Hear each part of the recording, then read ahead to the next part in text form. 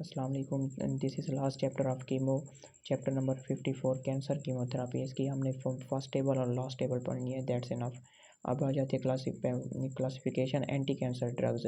Alkylating agents में cyclophosphamide, cisplatin, anti metabolites में fluorouracils, methotrexate, 6 mercaptopurine, natural products में etoposide, paclitaxel, vincristine, anti tumour antibodies में bleomycin, mitomycin, और hormonal में prednisone, tamoxifen हमने पढ़ना है।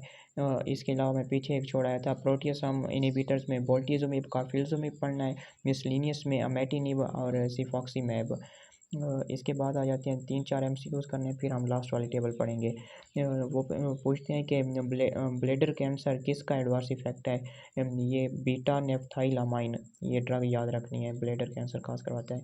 और इसके बाद ब्लियोमाइसिन जो है ना, ब्लिस्टर फॉर्मेशन करवाता है और पल्मोनरी फाइब्रोसिस काज करवाता है। इसके बाद ये एक सेल साइकिल है। इसमें ना एंटी कैंसर ड्रग्स की साइट्स बताई हुई हैं कि कहाँ एक्ट करती हैं।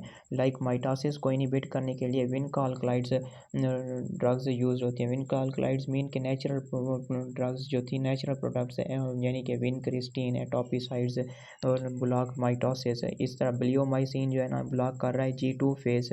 एंटी मेटाबोलाइट्स जो है ना ये ब्लॉक कर रहे हैं S phase of the cell cycle. अब एंटी मेटाबोलाइट्स में कौन सी ड्रग थी, मर्केप्टोप्यूरिन थी, फ्लोरोयूरासेल था, मेथोट्रेक्सेट थी। अब बस इसमें इतना याद रखना है। और इसके बाद एक दो एमसीक्यूज़ हैं कि ये प्रेडनिसोन वाली एक एमसीक्यूज़ है कि ये जो प्रेडनिसोन है is the most commonly use glucocorticoid in cancer chemotherapy and is widely use in combination therapy for leukaemias and lymphomas. इसके बाद 3 एमसीक्यूज़ हैं रेस्क्यू थेरापी के लिए। रेस्क्यू थेरापी में ल्यूकोवरिन के लिए हम देते होते हैं मेथोट्रेक्सेट ड्रग, मैसना के लिए देते हैं साइक्लोफॉस्फामाइड ड्रग, डेक्सरेजोजेन के लिए हम एंथ्रासाइक्लिन्स ड्रग्स देते होते हैं। अब आ जाती है लास्ट में table of cancer chemotherapy drugs. इसमें पहली जो है ना साइक्लोफॉस्फामाइड है, बहुत इंपॉर्टेंट ड्रग है। ये क्या करवाती है, ये DNA cross links resulting in inhibition of DNA synthesis, यानी ये डीएनए की सिंथेसिस को इनहिबिट करती है। इसकी क्लिनिकल एप्लीकेशन में याद रखना है, ये हमारा प्रॉफ में एमसीक्यू आया हुआ था कि क्रोनिक लिम्फोसिटिक ल्यूकेमिया के ट्रीटमेंट में कौन सी ड्रग हम देते हैं, साइक्लोफॉस्फामाइड देते हैं। इसके अलावा breast cancer, ovarian cancer, non Hodgkin lymphomas के लिए भी ये साइक्लोफॉस्फामाइड यूज़ करते हैं। और इसके साइड इफ़ेक्ट में माइलोसुप्रेशन, एलोपेशिया, हेमरेजिक सिस्टाइटिस। और याद रखना है हेमरेजिक सिस्टाइटिस का जिधर भी लफ्ज़ आ जाए साइक्लोफॉस्फामाइड उसका लिखना है। एडवर्स इफेक्ट के ये किसका एडवर्स इफेक्ट है, साइक्लोफॉस्फामाइड का है। और G8 की टॉक्सिसिटी, ये कैंसर कीमोथेरापी की टॉक्सिसिटी में तीन पॉइंट कॉमन है, माइलोसुप्रेशन, एलोपेशिया, G8 टॉक्सिसिटी। ये 3 साइड इफ़ेक्ट हर ड्रग के लिए लिख देने हैं। इसके बाद आ जाते हैं एंटी मेटाबोलाइट्स, मेथोट्रेक्सेट। ये इनहिबिट करता है डाईहाइड्रोफोलेट रिडक्टेज को, फिर क्या नहीं बनने देता, thymidylate, purine, nucleotide, serine and methionine. और ये कहाँ यूज़ हो रहा था, ये भी breast cancer, head and neck cancer, primary CNS lymphoma, non Hodgkin's lymphoma, bladder cancer, choriocarcinoma. इसके बाद ये इसका साइड इफ़ेक्ट्स में माइलोसुप्रेशन आएगा, मर्केप्टोप्यूरिन में इनहिबिट्स करता है डी नोवो प्यूरिन सिंथेसिस। ये एक्यूट माइलोजीनियस ल्यूकेमिया के ट्रीटमेंट में यूज़ होता है। आगे हम एक क्रोनिक माइलोजीनस ल्यूकेमिया के लिए अमेटिनिब ड्रग पढ़ेंगे। अब एक्यूट माइलोजीनस ल्यूकेमिया के लिए कौन सी है, 6 मर्केप्टोप्यूरिन। इसके साइड इफ़ेक्ट में वही माइलोसुप्रेशन कॉमन आ रहा है, अमीनोसुप्रेशन और हेपेटोटॉक्सिसिटी दो ये इसके स्पेसिफिक है। फ्लोरोयूरासेल इनहिबिट्स करता है थैमिडाइलेट सिंथेज को, जो कि इनहिबिट करता है डीएनए सिंथेसिस को।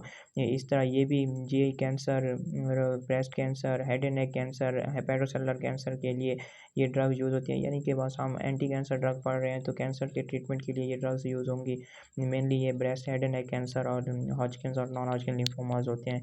अब इसके साइड इफ़ेक्ट्स में भी वही मेनली हम माइलोसुप्रेशन, एलोपेशिया और एक दो से यूनिक होते हैं, जिस तरह न्यूरोटॉक्सिसिटी साइड इफेक्ट ऑफ फ्लोरोयूरासेल। इसके बाद विनका अल्कलाइड्स नेचुरल प्रोडक्ट्स में विनक्रिस्टिन आती है। विनक्रिस्टिन जो है ना एक्यूट लिम्फोसिटिक ल्यूकेमिया के ट्रीटमेंट में यूज़ होती है। ये इंटरफेयर करती है with microtubule assembly resulting in impaired mitosis. मैंने बताया था कि माइटोसिस को इनहिबिट करने के लिए विनका अल्कलाइड्स यूज़ करते हैं, जिसमें विनक्रिस्टिन ड्रग होती है।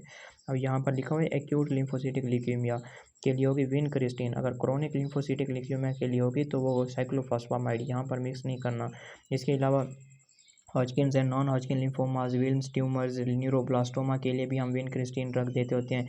इसके साइड इफ़ेक्ट्स में न्यूरोटॉक्सिसिटी आती है, न्यूरोपैथी आती है जो कि इंपॉर्टेंट है, माइलोसप्रेशन, एलोपेशिया वो तो कॉमन है सब में। इसके बाद एटोपिसाइड जो होती है ना ये इनहिबिट्स करती है टोपोएसोमेरेज 2 को, resulting in DNA damage, lung cancer, non Hodgkin lymphomas, gastric cancers के लिए ये यूज़ होती है। एलोपेशिया माइलोसप्रेशन काज करवाती है।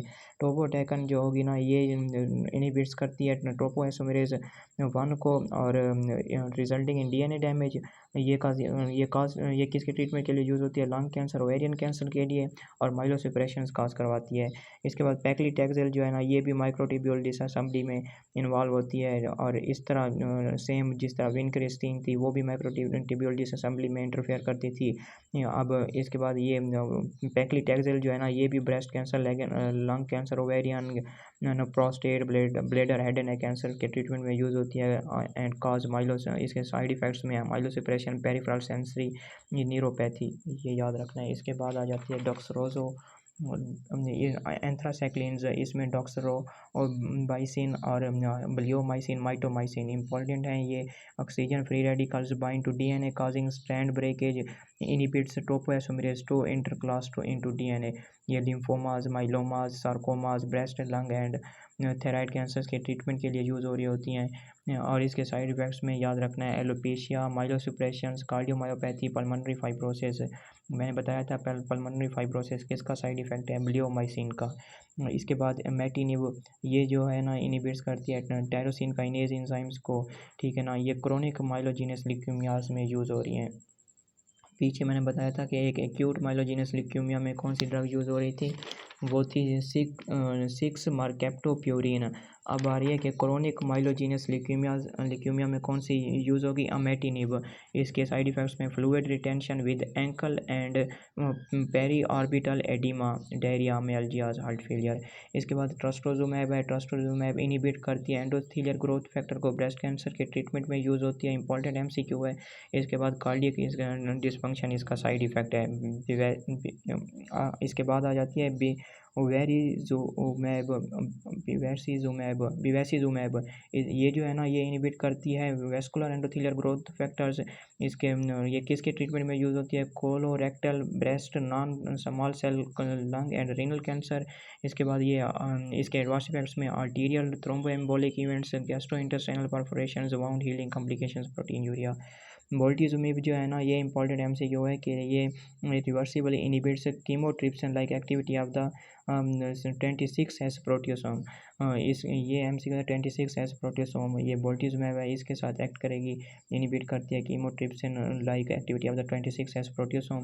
ये मल्टीपल माइलोमा के ट्रीटमेंट में यूज़ होगी। इसके बाद पेरिफेरल न्यूरोपैथी, कार्डियक डिसफंक्शन, ये बोल्टिजुमेब के साइड इफ़ेक्ट्स हैं। बोल्टिजुमेब प्रोटियोसोम इनहिबिटर्स में एक बोल्टिजुमेब होता है, कार्फिलजुमेब होता है। ये लास्ट में हार्मोन एगोनिस्ट एंड एंटागोनिस्ट बनते हैं, प्रेडनिसोन एंड टैमोक्सिफेन। ये हमने एंडो में पढ़ने हैं। This is last chapter of chemo.